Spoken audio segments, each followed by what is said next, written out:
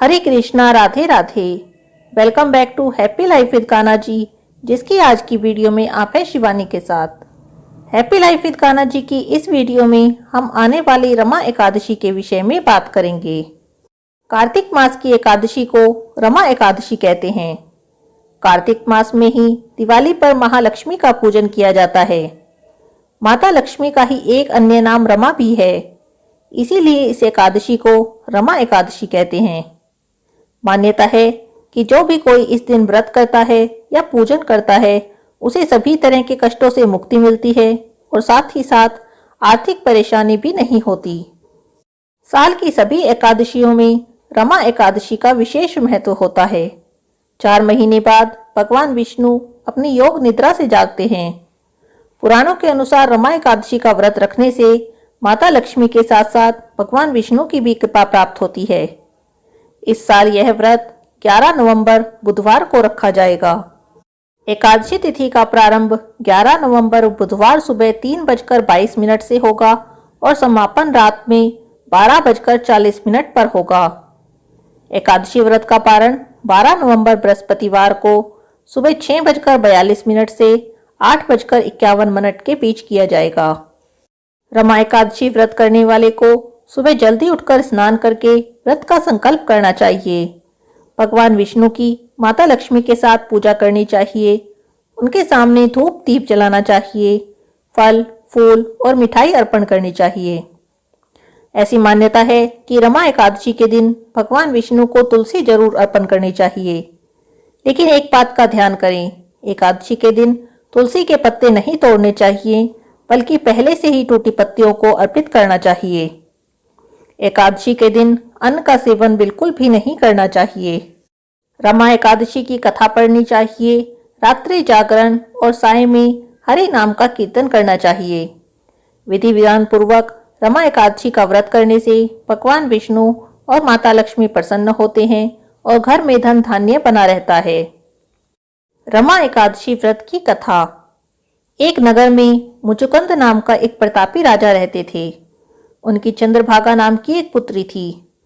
राजा ने अपनी पुत्री का विवाह राजा चंद्रसेन के बेटे शोभन के साथ कर दिया। शोभन एक समय भी बिना खाए नहीं रह सकता था। एक बार की बात है, कार्तिक मास के महीने में शोभन अपनी पत्नी के साथ ससुराल आया। तब रमा एकादशी का व्रत पड़ा। चंद्रभागा के गृह राज्य में सभी रमा एकादशी का नियम पूर्वक व्रत रखते थे और ऐसा ही करने के लिए शोभन से भी कहा गया। शोभन तो इस बात को सुनकर बहुत परेशान हो गया। वह तो एक पल भी भूखा नहीं रह सकता था, तो रमा एकादशी का व्रत कैसे कर पाएगा।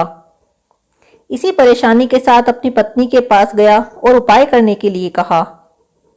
चंद्रभागा ने कहा, यदि ऐसा ही है तो आपको राज्य से बाहर जाना पड़ेगा, क्योंकि राज्य में तो कोई भी ऐसा व्यक्ति नहीं है जो इस व्रत के नियम का पालन न करता हो।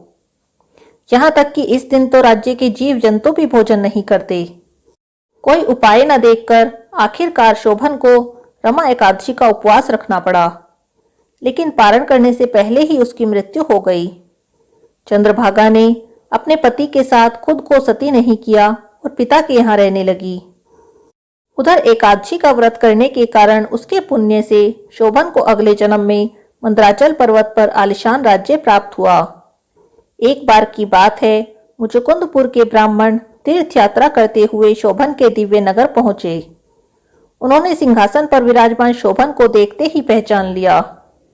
ब्राह्मणों को आया देखकर शोभन सिंहासन से उठे और पूछा, यह सब कैसे हुआ। तीर्थ यात्रा से लौटकर ब्राह्मणों ने चंद्रभागा को यह सब बातें बताई। चंद्रभागा बहुत खुश हुई और पति के पास जाने के लिए व्याकुल हो उठी। वह वाम ऋषि के आश्रम पहुंची।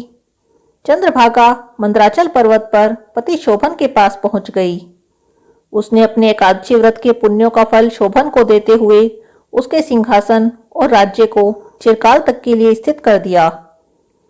तभी से यह मान्यता है कि जो भी व्यक्ति इस व्रत को पूरी श्रद्धा और प्रेम के साथ रखता है, उसकी सभी मनोकामनाएं पूरी हो जाती हैं। इस व्रत को करने से कामधेनु और चिंतामणि के समान फल की प्राप्ति होती है। साथ ही साथ जीवन में सुख समृद्धि बढ़ती है। माँ लक्ष्मी का व्रत करने वाले व्यक्ति को माता लक्ष्मी की कृपा प्राप्त होती है। माता लक्ष्मी उस व्यक्ति से प्रसन्न हो जाती हैं और उसकी सभी मनोकामनाएं पूर्ण करती हैं। इसीलिए सभी को रमा एकादशी का व्रत पूरे विधि विधान और श्रद्धा भाव के साथ करना चाहिए।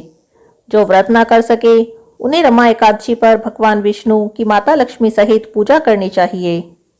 आज के इस वीडियो में बस इतना ही। अगली वीडियो में जल्दी ही फिर मिलेंगे। तब तक जुड़े रहिए हैप्पी लाइफ विद कान्हा जी के साथ। हरे कृष्णा, राधे राधे।